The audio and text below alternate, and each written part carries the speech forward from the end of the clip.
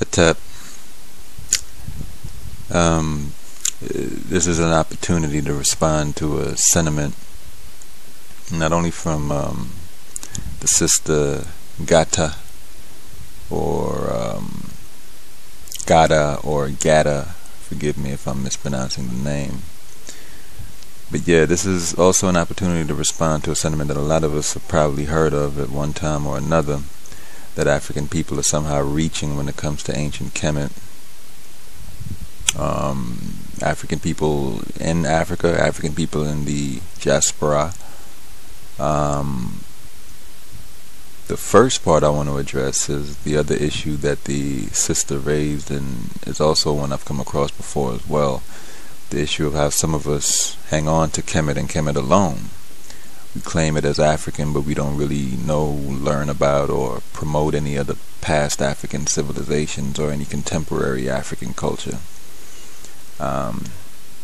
My opinion on that issue is that there are many of our people, quote-unquote conscious or not, that are status chasers. You know how white people have denigrated Africa and have tried their best to make us feel as though we never contributed anything to the world. Probably for the vast majority of us, this is our motivation to begin studying to try to find out truth. But also, for many of us, this feeling of inadequacy never stops being the motivation, and it will sometimes morph into sort of like a keeping up with the Joneses type of thing, where we want to prove, like oh so badly, to white folks that we're just as this or that as them, or even better. Ancient Kemet, as far as that segment of our population is concerned, would be the greatest example of that. The whole world knows about ancient Egypt, and there's some of us that have gotten all deep into ancient Kemetic culture and will behave as though they're African and proud or whatnot, when in reality they're still ashamed of who they are as African people. If it doesn't have a status that is recognized by white people, then they still want nothing to do with it, no matter how African it is. It's all about what value white people place on it for them.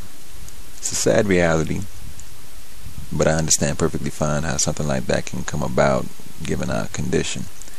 I guess maybe a key element to consider as we're on that journey trying to find out these truths is to remember the lies and the liar, in the first place. There's something that's not happening for some of our people once they discover the truth. For others of us, the reason why it comes to be about more than just building our self-esteem and whatnot is because once we discover the truth, the fact that white people lied about it is a tremendous strike against them and their status in our minds. Once you've discovered certain things that they lied to us about, it then becomes that, well, we don't give a damn what they say or think anymore on these as well as other matters.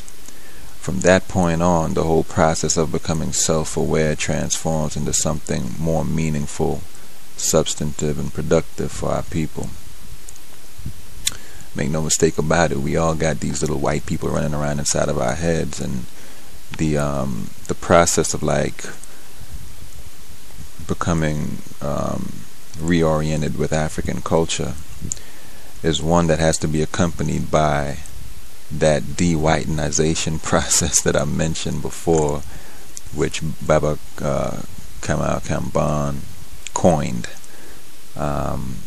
We go through these experiences, and as we're going through them, it's like boom, strike against this particular teaching of white people in our heads, boom, striking of that particular teaching by white people in our heads, and little by little, you kicking them out.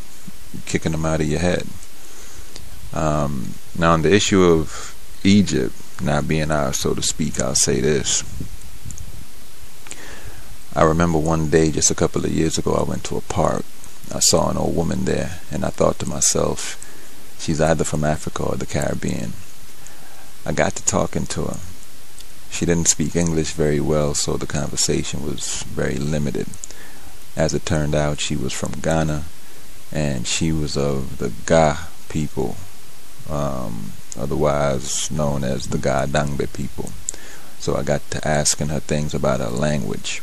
I know a little bit of Twi, the language of the Akan people, which is the predominant African language in Ghana, and she knew Twi, so we were both just going over some terms. I called her Abrewa out of respect. She understood. At one point, I was drinking some water, and I pointed to the bottle and said, Nsu, which is the Twi word for water. She nodded, but then I remembered learning that the Ga word for water was Nu. I asked her about it, and she confirmed it. Then I said to her that in the language of the ancient Egyptians, Nu was also a term they used to describe water.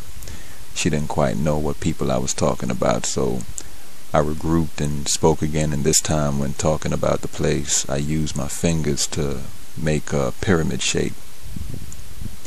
Her eyes lit up, she smiled, and she said, "We walked with them." When she said the word walked, she used her fingers to simulate walking. And I say all this to say that